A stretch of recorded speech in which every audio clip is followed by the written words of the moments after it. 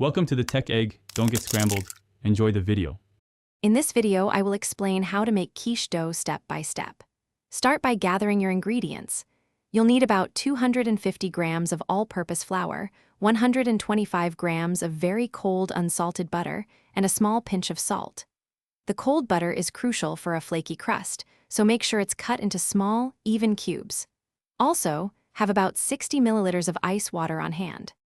Next, combine your dry ingredients. In a large bowl, whisk together the 250 grams of flour and the pinch of salt. Then, add the 125 grams of cold butter cubes. Using your fingertips or a pastry blender, quickly work the butter into the flour until the mixture resembles coarse sand with some pea-sized butter pieces remaining.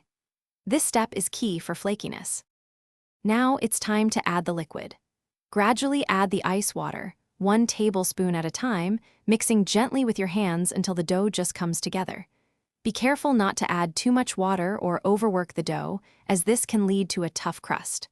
Once combined, form the dough into a flat disc, wrap it tightly in plastic, and refrigerate it for at least 30 minutes. After chilling, lightly flour your work surface and roll out the dough to about 3 millimeters thick. Carefully transfer it to a 9-inch pie plate, pressing it gently into the bottom and sides. Trim any excess dough and crimp the edges for a nice finish. For a crisp crust, blind bake it at 190 degrees Celsius for about 15 minutes before filling. Thanks for watching. Consider subscribing if I helped unscramble your problems.